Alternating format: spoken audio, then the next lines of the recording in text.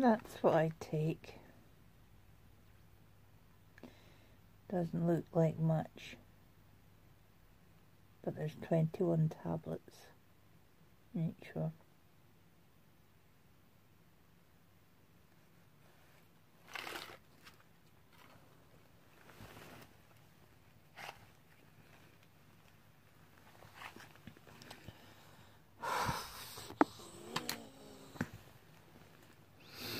I've just had enough, really. This must be day 5 of quite a severe rut. Nothing can get me out of here. I've been up, I've been out, and I've just got this fuzz in my head, this heaviness, this blackness. Just can't get out of it. It's been like this since January. It's not been like this since January. January was the last time that I had this situation. I've been up and down all year, but nothing as bad as this.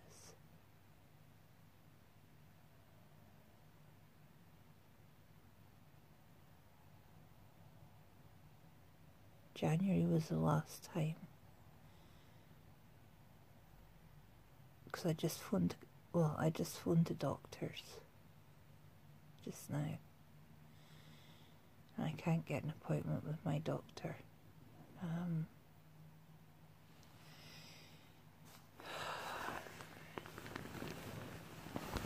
I can't get an appointment with my doctor till December.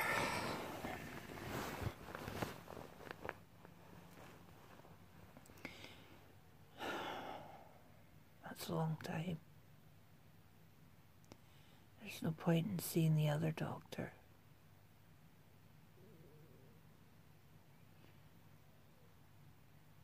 Because they don't know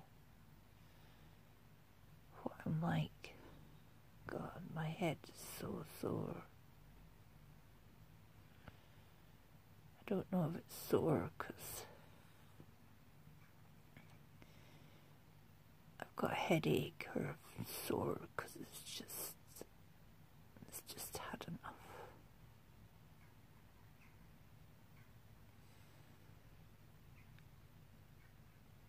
When I went to the doctors in January, I was sitting in the waiting room. It was a small waiting room, or in a small town. And they know me quite well.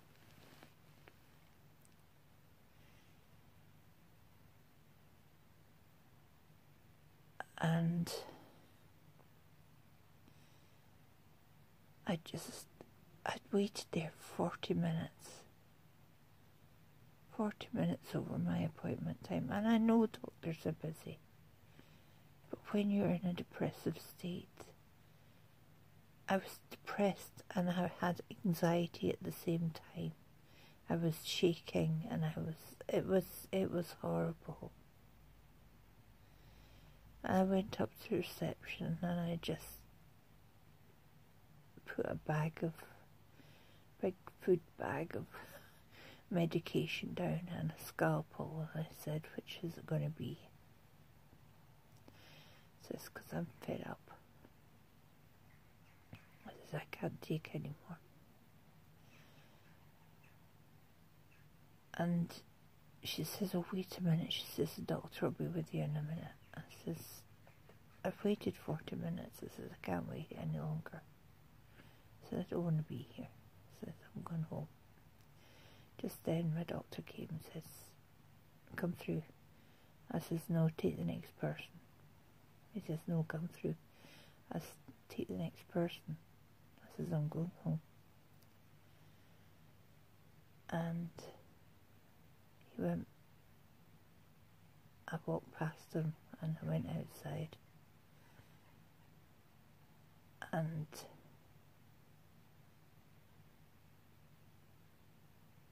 he said, "Where you go?" I says, "I'm going home." I says, and at that time I thought, no. So I just took the scalpel and started stabbing my arm with it. Big sort of lacerations on my arm. And he disappeared, and the receptionist came out, the nurse came out, and they're talking to me. I was just hacking away at my arm. It was giving me no relief at all. I was saying to him, it's not going away, this fog in my head, it's not going away, this is not releasing anything. Usually, there was no pain though, I couldn't feel any pain. It was just a mess, really.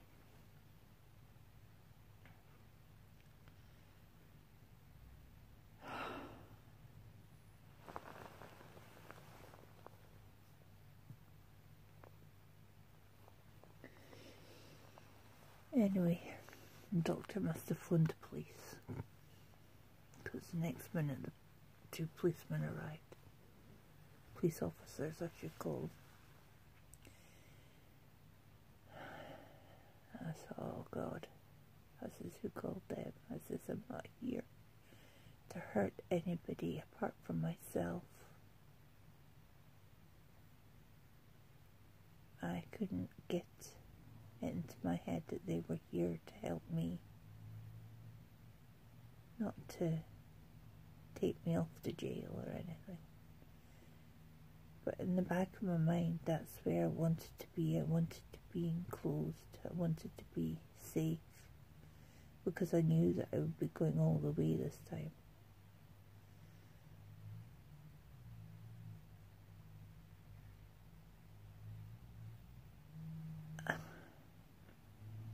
Took me into a small room. Well, they said come into this small room, and next minute 2 paramedics arrived. God, this is ridiculous. And then another 2 officers arrived.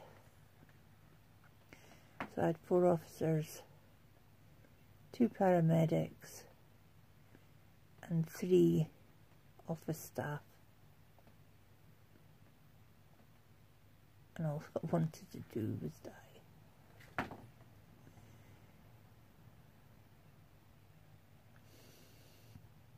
At that stage, I thought, this is enough, is enough.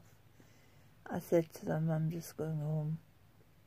I said, why are you going home? I just want to go home to my bed. And you can't go home to your bed. I said, well, I can't get any help. I said, well, we'll take you to the hospital and you can get some help there. I says, I can't get any help at the hospital. If I can't get help here, how can I get help at the hospital? And they said, well, you need to get your arm dressed. I says, no, bugger my arm. That's the least of my problems. I'm not here because of my arm. I'm here because of my head. I need a new head.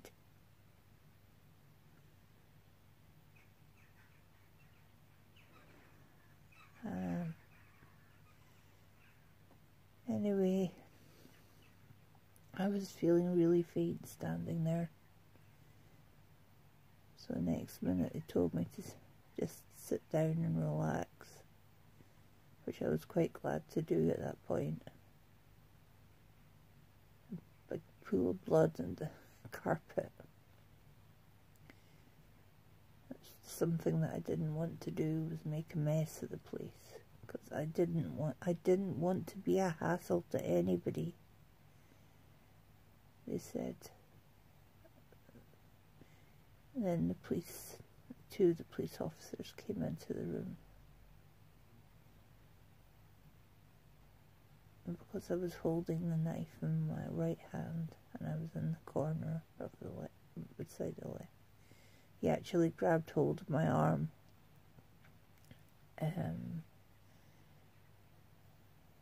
They had their purple gloves on. It was messy. Anyway, he managed to get the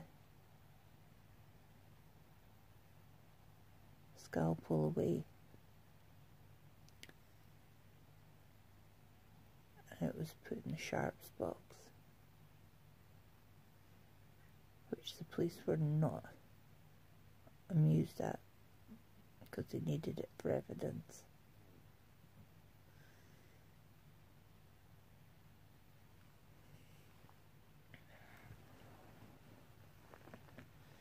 But the doctor couldn't get it back out, obviously, because that's the whole point of a sharps box. Goes in, doesn't come out.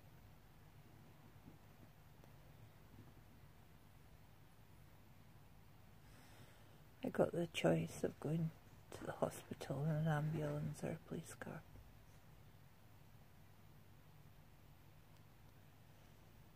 Chose the police car.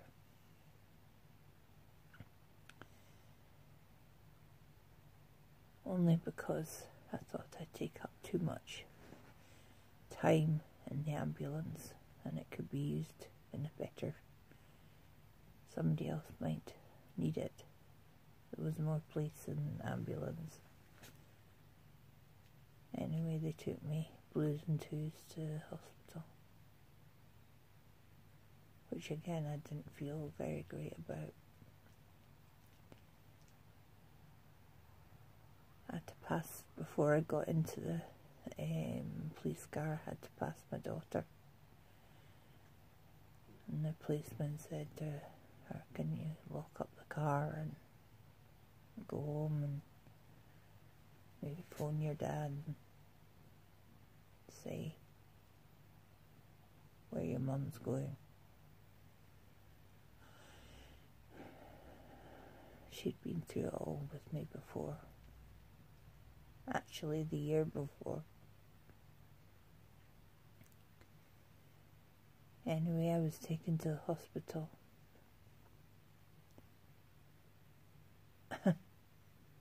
And I was put in this room.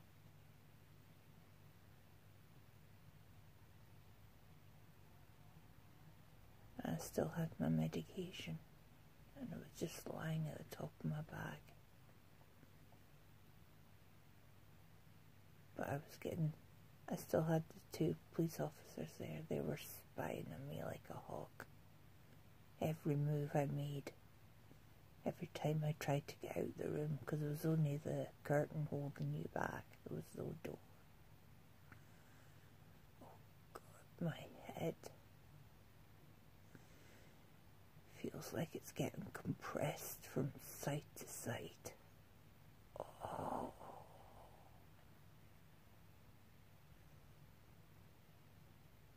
Why?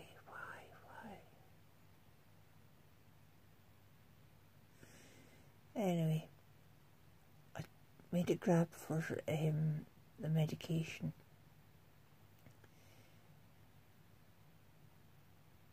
But I wasn't quick enough.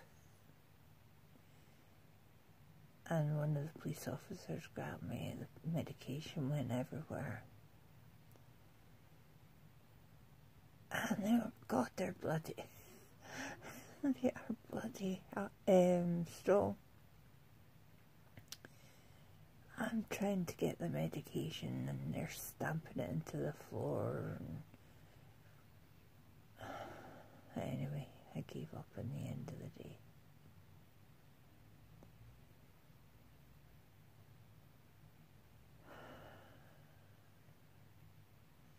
Anyway, eventually somebody came and saw to my arm, glues and stitches and steri strips.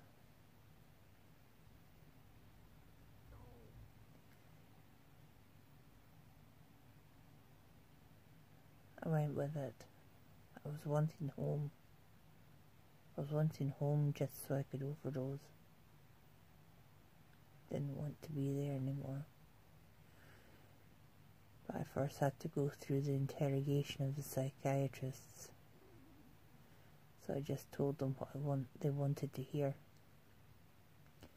Yes, I wasn't going to do it again. Yes, I wasn't this. Yes, I wasn't that. Which wasn't in my best interests.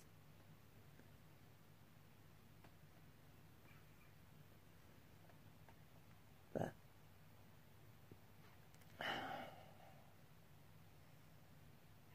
when you're not totally with it, you don't actually say how you feel. And I just don't understand. Anyway, she gave me a leaflet that said choose life, and it had lots of phone numbers of people I could phone when I was in dire straits, like the Samaritans, or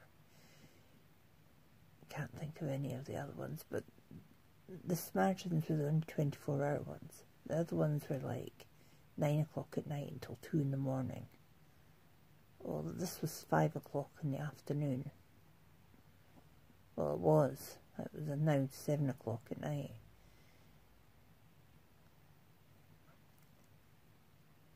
And I thought, alright, okay.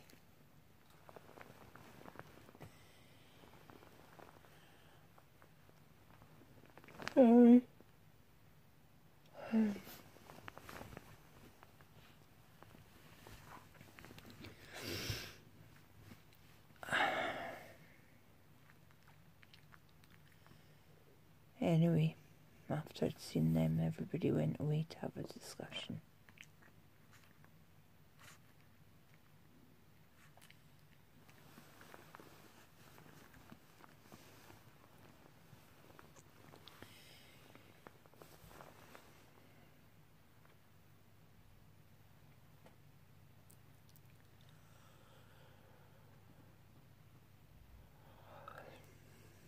And I went away as well. I'd had enough. Nobody was looking after me anymore. Couldn't see anybody out in the corridor, so I just made a hasty exit. I didn't go outside. I had a friend that was in the hospital. I thought, right, I'm going to go and visit her. So I went up to visit her, and I stayed there for 2 hours.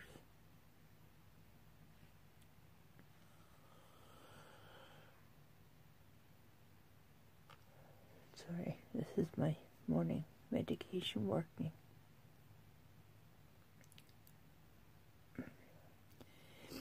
I went up for 2 hours, and unknown to me, they were looking for me. All the porters were looking for me in the corridors and on their CCTVs.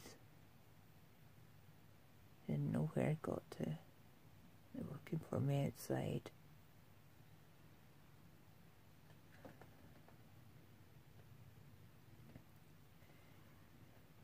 Anyway, 9 o'clock came and I really had to get out, so I did. Walked out the ward, walked into the corridor, past one of the porters, and just smiled at him, got into the lift, and I thought, alright, okay, and was met by 2 porters at the bottom.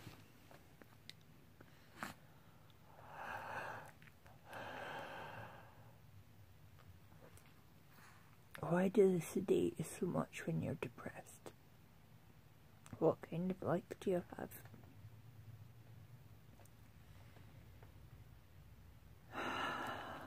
It can only be, 10 o'clock? And I'm ready to go to sleep again.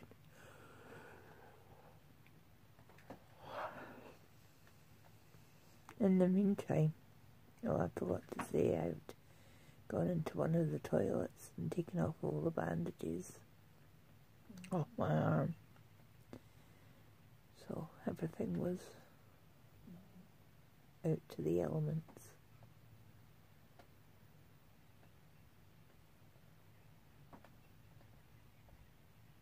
I really wasn't wanting this.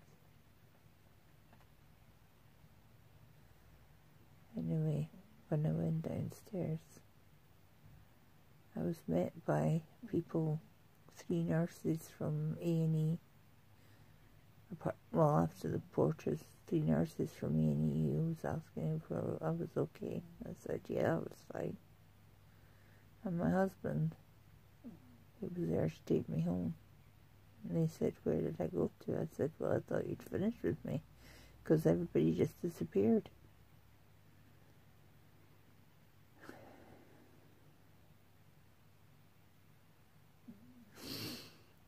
So, that was my time in the hospital. I told you now. And I'm sure they sedate you like this, so you don't cause any hassle to anybody anymore.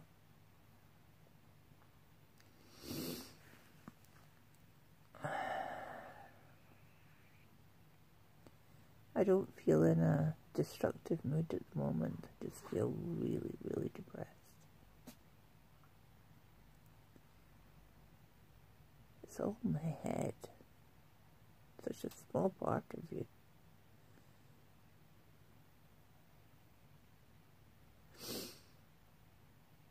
I better go to sleep. I'm going to fall asleep on you. You take care. Make sure you get help. I'll see you again.